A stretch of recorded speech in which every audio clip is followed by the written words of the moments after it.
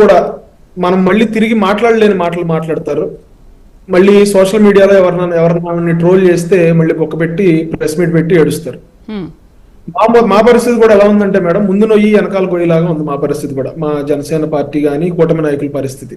ఎందుకంటే ఆవిడ మాట్లాడిన గలీజు మాటలు మేము అసలు ప్రస్తావించడం మాకు ఇష్టం ఉండదు, దాని గురించి డిస్కస్ చేయడం కూడా మాకు ఇష్టం ఉండదు. కాకపోతే మీడియా మమ్మల్ని రెస్పాండ్ అవ్వమని అడుగుతారు, రెస్పాండ్ అవ్వకపోతేనేమో మీతో ఇబ్బంది, రెస్పాండ్ అయితేనేమో మా నాయకుడు మాకు మళ్ళీ అక్షంతలు వేస్తారు. వాస్తవాలు తెలియాలి, ఆవిడ ఏం మాట్లాడుతుంది, మరి మీరే విధంగా రెస్పాండ్ అవుతున్నారు ఆమె వ్యాఖ్యలకి, జనసేన నాయకులు కానీ కూటమి నాయకులు కానీ ఏమంటారు అంటే, ఇప్పుడు ఒకవేళ మీరు ఏమి అనలేదు అనుకోండి, అది కూడా అసలు ఏమీ అనట్లేదు అని అంటుంటారు. అందుకనే మీరు జనాలకి ఆన్సర్ చేయాల్సిందే. అదే మేడం, అదే ఇప్పుడు రెస్పాండ్ అయితేనేమో మా నాయకుడు తిడతారు, మీరు ఎందుకు అసలు ఆ బురద ఎందుకు మీరు వేసుకుంటున్నారు, అలాంటి వాళ్ళు మాట్లాడిన మాటలకు మీరు ఎందుకు రెస్పాండ్ అవుతున్నారు, అవంతా లేకి మాటలు గలీజ్ మాటలు అని ఆయన తిడతారు.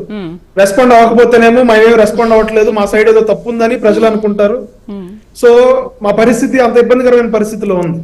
అయితే ఇక రోజా గారు మాట్లాడిన మాటలు చాలా అభ్యంతరకరమైన మాటలు మాట్లాడారు. అక్కడ ఆ రోజున సిచ్యువేషన్ ఏంటి, ఇప్పుడు బొమ్మన కరుణాకర్ రెడ్డి గారు ఆయన రకరకాల కుట్రలు చేస్తా ఉన్నారు. అక్కడ తిరుపతిలో ఇష్టం వచ్చినట్టు గొడవలు పెట్టడానికి ప్రయత్నం చేస్తా ఉన్నారు. పవన్ కళ్యాణ్ గారి మీద అబాండాలు వేయడానికి ప్రయత్నం చేస్తా ఉన్నారు. తిరుమల తిరుపతి దేవస్థానం ప్రతిష్టని దెబ్బతీసే విధంగా ఆయన ఇష్టారీతిన ఆధారాలు లేని ఆరోపణలు ఆయన చేస్తా ఉన్నారు. దానికి సంబంధించి గోవులు చనిపోయాయి, గోవుల్ని సరిగ్గా సంరక్షించట్లేదు, సరిగ్గా పట్టించుకోవట్లేదు అని చెప్పి ఆయన ఏవేవో ఆరోపణలు చేశారు. దానికి సంబంధించి అసలు గోవులు ఎలాంటి పరిస్థితుల్లో మన దగ్గరికి వస్తాయి, ఎన్ని రకాలుగా డొనేషన్స్ వస్తాయి, గోవులు వచ్చిన తర్వాత వాటిని ఎట్లా సంరక్షిస్తారు, 2023 నాటి రిపోర్టు చూపించి ఆ రోజున గోవుల పరిస్థితి ఏంటి, ఈ రోజున గోవుల పరిస్థితి ఏంటి అని చెప్పి ఈవో శ్యామలరావు గారు చాలా క్లియర్ గా ఆయన ఎక్స్ప్లెనేషన్ ఇవ్వడం జరిగింది. తిరుమలకు సంబంధించి ఎట్లా సంరక్షిస్తా ఉన్నారు, ఎట్లా వాళ్ళు యాక్షన్ తీసుకుంటా ఉన్నారు, ఎట్లా వాళ్ళు గోశాలను సంరక్షిస్తా ఉన్నారు అని చెప్పి ఆయన సుదీర్ఘంగా చాలాసేపు ఆయన ఎక్స్ప్లెనేషన్ ఇవ్వడం జరిగింది. అయితే వీళ్ళకి తెలుసు, బొమ్మన కరుణాకర్ రెడ్డి గారికి తెలుసు, వీళ్ళు ఏదో సవాల్ చేస్తారు కానీ పోలీసులు వీళ్ళని వెళ్ళనివ్వరు. ఎందుకు వెళ్ళనివ్వరు అంటే అక్కడ శాంతి భద్రతలు రక్షించాల్సిన బాధ్యత పోలీసుల మీద ఉంటుంది. ఇప్పుడు ఏదో వీధి రౌడీల్లాగా రారా చూసుకుందాం అని చెప్పి ఏదో సందులో కొట్టుకునేలాగా ఉండదు మేడం. అక్కడ కూటమి నాయకులు బాధ్యతగా వాళ్ళు వాళ్ళ వ్యక్తిగత సిబ్బందితో లేకపోతే వాళ్ళకున్న గార్డ్స్ తో మాత్రమే వాళ్ళు వెళ్ళి గోశాలలో వెయిట్ చేయడం జరిగింది. కానీ బొమ్మన కరుణాకర్ రెడ్డి గారు కానీ, ఈ రోజా గారు కానీ, లేకపోతే ఎంపీ గారు కానీ వీళ్ళందరూ కూడా మంది మార్బలాన్ని రెడీ చేసుకున్నారు. ఎందుకు రెడీ చేసుకున్నారండి అంటే, మీరు ఒక చర్చ చేయాలని వెళ్తున్నప్పుడు మీ అప్రోచ్ అలా ఉండదు కదా. మీరు నిజంగా ఒక డిబేట్కి వెళ్తున్నప్పుడు, లేకపోతే మీరు అక్కడ నిజంగా వాస్తవ పరిస్థితులు ప్రజలకి వివరించడానికి వెళ్తున్నప్పుడు మీరు వేల మందితో వెళ్తే గోవులు బెదిరిపోవా మేడం? అక్కడ ఏదైనా చెదురుమదురు ఘటన జరిగితే ఎమ్మెల్యేలు ఉన్నారు, ఎంపీలు ఉన్నారు, మాజీ మంత్రులుగా పనిచేసిన వాళ్ళు ఉన్నారు. ఈ మోకలో వేల మందిని వీళ్ళు పోగేసుకుని ఏదో బల సమీకరణ లాగా, బల నిరూపణ లాగా వీళ్ళు అక్కడికి వెళ్ళి డిబేట్ చేస్తారా? లేకపోతే గోశాలలో గోవుల్ని బెదర కొడతారా? లేకపోతే అక్కడ శాంతి భద్రతలకు విఘాతం కలిగిస్తారా? వీళ్ళని పోలీసులు మీరు రిక్వెస్ట్ చేశారు, ఆ ప్రెస్ లో మీడియాలో కూడా మేము చూసాం మేడం, మీరు వ్యక్తిగత సిబ్బందితో మాత్రమే వెళ్ళండి, మేము ఎలో చేస్తామంటే రోడ్డు వైపు డ్రామాలు చేస్తాడు. లేకపోతే పోలీసులు 100 మంది పోలీసులు వస్తారు, శాంతి భద్రతలకు విఘాతం కలగకుండా చూడాల్సిన బాధ్యత పోలీసులది. రేపొద్దున అక్కడ చెదురుమదురు ఘటన జరిగితే ఎవరిని బాధ్యులు చేస్తారు? కూటమి ప్రభుత్వాన్ని బాధ్యులు చేస్తారు, పోలీసులను బాధ్యులు చేస్తారు. అక్కడ కొన్ని రోజుల క్రితం ఒక తొక్కిసలాట జరిగితే ఎవరిని బాధ్యులు చేశారు? మా తప్పు లేకపోయినా కూడా అక్కడ కొంతమంది పోలీసులు నిర్లక్ష్యంగా వ్యవహరించారని పోలీసులు సస్పెండ్ చేయడం జరిగింది. మా నాయకుడు పవన్ కళ్యాణ్ గారు, చంద్రబాబు నాయుడు గారు, టీటీడీ చైర్మన్ గారు వీళ్ళందరూ కూడా క్షమాపణ చెప్పడం జరిగింది. అటువంటి పరిస్థితుల్లో మీరు ఇలా బల ప్రదర్శన కాదు, మీరు వెరీ ఫ్యూ రండి, మీరు ఎవరైతే నాయకులు ఉన్నారో మెయిన్ నాయకులు మీ సెక్యూరిటీ సిబ్బందితో మీరు రండి అంటే వీళ్ళు రారు. రేపైనా ఎల్లుండైనా కూడా మేము ఉంటామంటే, ఇప్పుడు మీరు నిజంగా చర్చ చేయాలని అనుకుంటే మీ అప్రోచ్ అది కాదని నేను చెప్తా ఉన్నాను. అదేవిధంగా రోజా గారు మాట్లాడతారు, ఏం మాట్లాడతారండి ఆవిడ? ఇంట్లో ఉన్న పిల్లల్ని ఎందుకు తీసుకొస్తారు రాజకీయాల్లోకి? ఇంట్లో ఉన్న పిల్లల్ని ఎందుకు తీసుకొస్తారు? మీ ఇంట్లో పిల్లలు లేరా? మీ ఇంట్లో మహిళలు లేరా? మా నాయకుడేమో మమ్మల్ని వాళ్ళ గురించి మాట్లాడొద్దని చెప్పి మా చేతులు నోరు కట్టిపడేశాడు. మీరేమో మీ ఇష్టం వచ్చినట్టు, చిన్న పిల్లోడు మేడం, 7 సంవత్సరాల పసివాడు.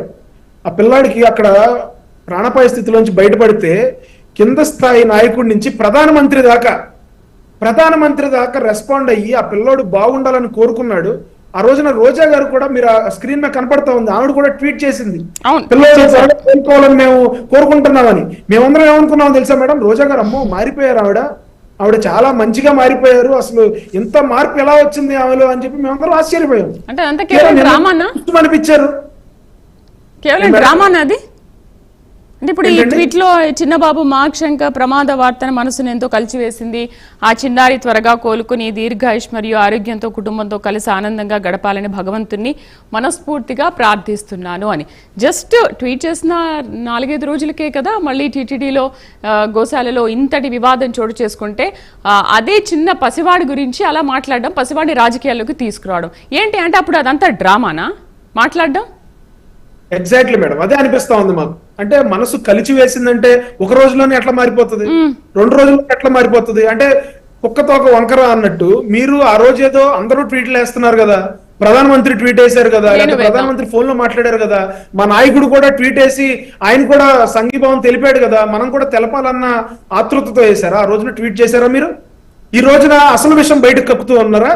అంటే ఆ పిల్లోడికి ఏమీ అవ్వలేదు అని చెప్పి మీరు లోపల బాధపడతా ఉన్నారా? ఏదైనా అయితే సంతోషిస్తారా? వెంకటేశ్వర స్వామి శిక్షించే దేవుడా? కొన్ని కోట్ల మంది అభిమానాన్ని చొరగొంటూ, కొన్ని కోట్ల మంది ఆయన్ని నిత్యం పూజిస్తూ, దేవుడా నాకు కష్టం వచ్చింది నన్ను ఆదుకో అని చెప్పి వెంకటేశ్వర స్వామిని మీరు రాంగ్ గా పోర్ట్రే చేయాలని అనుకుంటా ఉన్నారా? అంటే అంటే మీరు ఇక్కడ ఒకటి అర్థం చేసుకోవాలి మేడం, చంద్రబాబు నాయుడు గారు 2003-2004 సమయంలో ఎంత పెద్ద ప్రమాదం నుంచి ఆయన తప్పుకున్నారు? వెంకటేశ్వర స్వామి ఆశీస్సులు లేకుండానే ఆయన తప్పుకున్నారా? వెంకటేశ్వర స్వామి ఆయన కాపాడారని చెప్పి చంద్రబాబు నాయుడు గారు ప్రస్తావించారండి. ఇప్పుడు నిన్న మార్క్ శంకర్ కూడా పక్కన ఒక పిల్లోడు చనిపోయాడు, ఇంకో పక్కన ఉన్న పిల్లోడికి 3rd degree బర్న్స్ అయినాయి. ఎంత అదృష్టం చేసుకోకపోతే, దేవుడు ఆశీస్సులు ఎంత లేకపోతే చిన్న చిన్న గాయాలతో పిల్లోడు బయటపడ్డాడండి. మొత్తం అంతా కూడా చాలా బాధపడ్డాం. దేశవ్యాప్తంగా పవన్ కళ్యాణ్ గారిని అభిమానించే వాళ్ళు, నాయకులు ఎంతో మంది బాధపడి వాళ్ళ సంఘీభావం తెలిపారు.